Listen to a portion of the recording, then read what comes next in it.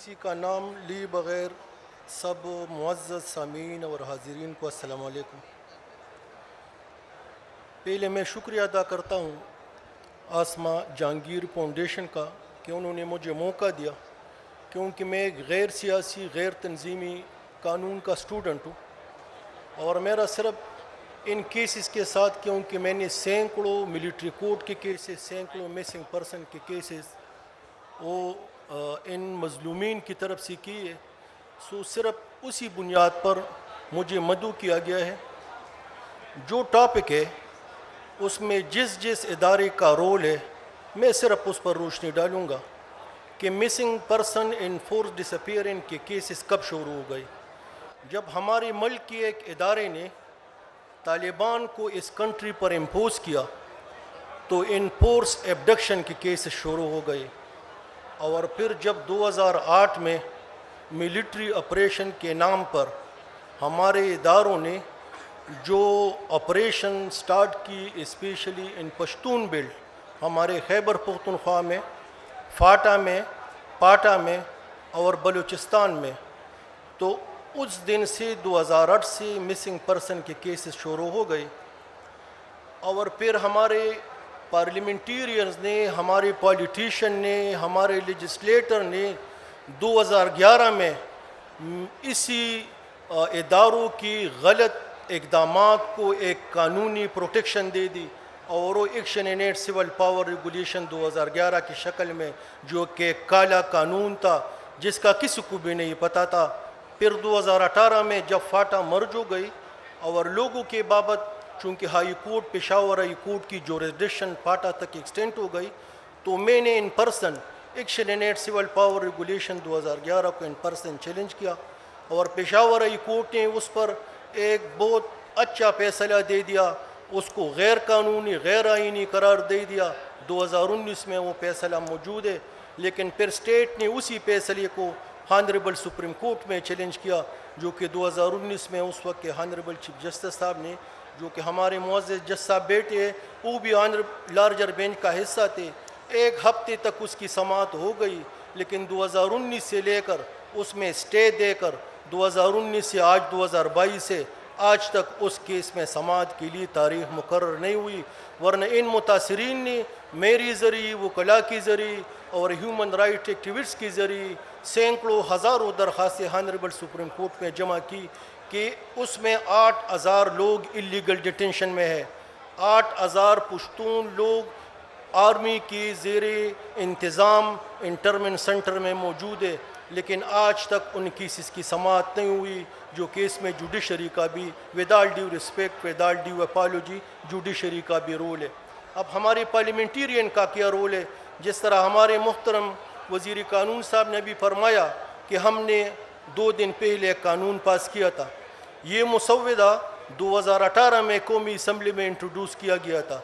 پھر نومبر 2021 میں قومی اسمبلی نے اس کو پاس کیا اور سینٹ بھیج دیا، اور بہت حیرانگی کی بلکہ شرمندگی کی بات ہے کہ گمشدگی کا قانون سینٹ میں گم ہو گیا، کئی مہینے سینٹ میں وہ مسودہ غائب تھا،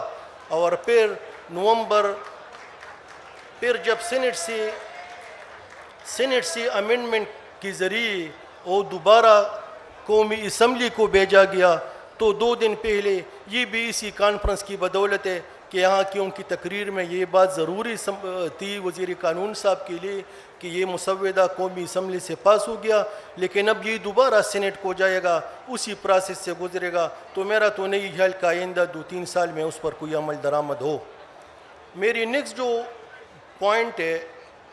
ریلیکٹنسی ریگارڈنگ کرمنلائزیشن اور کرمنلنگ ان سچ لائک کیسز۔ میں گزارش کرتا ہوں کہ کسی کو پراسیکیوٹ کرنے کے لیے، کسی کو کرمنلائز کرنے کے لیے، کسی کو پینلائز کرنے کے لیے قانون کی ضرورت ہوتی ہے۔ تو میں پھر افسوس کے ساتھ کہتا ہوں کہ ہماری پارلیمنٹیرین نے 2011 میں ہمارے ملٹری آپریشن کی اللیگل ایکٹ کو لیگل پروٹیکشن دینے کے لیے 2011 میں تو قانون پاس کیا، لیکن افسوس کی بات ہے کہ آج تک 2008 سے مسنگ پرسن کے کیس آ رہے ہیں، آج تک ہمارے لیجسلیٹر، ہمارے قانون ساز اسمبلی کو یہ توفیق نہیں ہوئی کہ اس کے بابت کوئی قانون پاس کرے۔ اور پھر 2 سال پہلے جو قانون پیش کیا گیا اس میں ایسی سیکشن رکھی گئی 514 کہ جو بھی بندہ جو بھی وکٹم فیملی اپنے کیس کو ثابت نہ کر سکے تو اس کو 5 سال کی سزا دی جائے گی. اب کون ان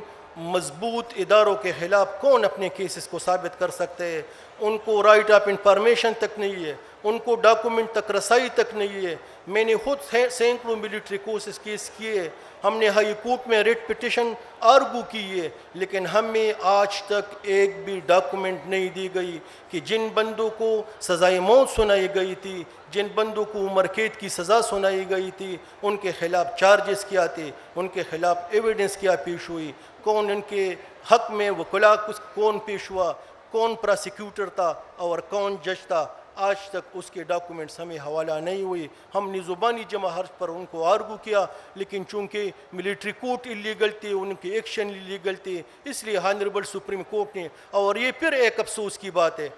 کہ ساری دنیا میں ایک مثال دیتا ہوں کہ واحد ہمارا پاکستان ہے کہ ملٹری کورٹ کے تقریباً 300 لوگ جو ہمارے پشاور ہائی کورٹ نے ان کو ایکوٹ کیے, ان کو بری کیے, ہماری معزز سپریم کورٹ نے ایکویٹل کیسز میں سٹے دے کر 300 سے زیادہ لوگ ایسے آج بھی جیل میں موجود ہیں جو کہ 2018 اور 2019 میں ہانریبل ہائی کورٹ نے ان کو بری کیے. بری شدہ لوگ, ایک کانسٹیٹیوشنل کورٹ نے, ہائی کورٹ نے 300 سے زیادہ لوگوں کو ایکوٹ کیے, ان کو بری کیے, اور ہانریبل سپریم کورٹ کی سٹے آرڈر کی بدولت with all due respect with all due apology آج تک وہ بری شدہ لوگ آج بھی مردان جیل میں, سینٹرل جیل پشاور میں موجود ہے. تو ریلیکٹنسی عوام کی کیا ہوگی جب ہمارے قانون دان, ہمارے لیجسلیٹر, ہمارے پولیٹیشین, ہمارے پارلیمنٹیرین, ایون اس میں ہماری جوڈیشری کا بھی رول ہے, جب یہ وکٹمائز لوگ ہم سپورٹ نہیں کریں گے, ہماری لیگل فرٹرنیٹی سپورٹ نہیں کریں گی, ہماری پارلیمنٹیرین سپورٹ نہیں کریں گے, ان کو جوڈیشری کی سپورٹ نہیں ہوں گی, تو وہ لوگ کبھی بھی نہیں آ سکتے. ایک کمیشن بنایا گیا, مسنگ کمیشن, ود ریسپیکٹ میں اس کو پپٹ کمیشن کہوں گا. وہ کیا کرتے, جب لوگ اپلیکیشن دے دیتے تو انہی اداروں سے جواب مانگتے ہیں کہ آپ اس کے حق میں کیا کہتے ہو. یہی ادارے 3 سال میں ان کو جواب دے دیتے ہیں, کبھی کہتے ہیں کہ ہمارے پاس ہے, کبھی کہتے ہیں ہمارے پاس نہیں. اب یہ کس کی ذمہ داری ہے؟ یہ اسی کمیشن کی ذمہ داری ہے کہ ان کو پینلائز کرے, ان کو پراسیکیوٹ کرے, ان کو کرمنلائز کرے. ہمارے مسنگ کے پرسن ہائی کورٹ میں آتے ہیں 3 سال تک. میں کیوں اس میں آیا؟ میں ایک ہی مثال دیتا ہوں کہ ایک عورت کی طرف سے صرف یہ میسج اداروں کو دیا گیا تھا کہ میرا شوہر 10 سال سے مسنگ ہے, مجھے صرف اتنا بتایا جائے کہ میں اپنے آپ کو اس بندی کی بیوی سمجھوں یا بیوہ سمجھوں. صرف اسی حد تک انہوں نے ادارے سے ایک سوال کیا تھا. اسی بنیاد پر میں نے یہ کیسز اٹھائے تھے, یہ بیڑا اٹھایا تھا. لیکن میں جی ٹھیک ہے, بالکل سر میں کرتا ہوں. تو ہمارے کسی بھی حکومت نے, میں ایک بھی پارٹی کا نام نہیں لوں گا, کسی بھی حکومت نے, کسی بھی ادارے نے اس مسنگ پرسن کے بابت, اس وکٹمائز لوگوں کے بابت, ان متاثرین کے لیے کچھ بھی نہیں کیا. یہ جو کچھ بھی کرتے وہ اپنی استطاعت کے مطابق کرتے, اپنی آپ مدد کے تحت کرتے, یا کچھ تنظیمیں جس طرح پی ٹی ایم میں اختر مینگل صاحب ہے, وہ اٹھ کھڑے ہوتے ہیں ان لوگوں کے لیے. تو ریلیکٹنسی کی بات تو تب آئے گی جب ان کے لیے کوئی قانون بنے گا, پارلیمنٹیرین اور جوڈیشری اس کے حق میں آئے گی. بہت بہت شکریہ. Thank you so much.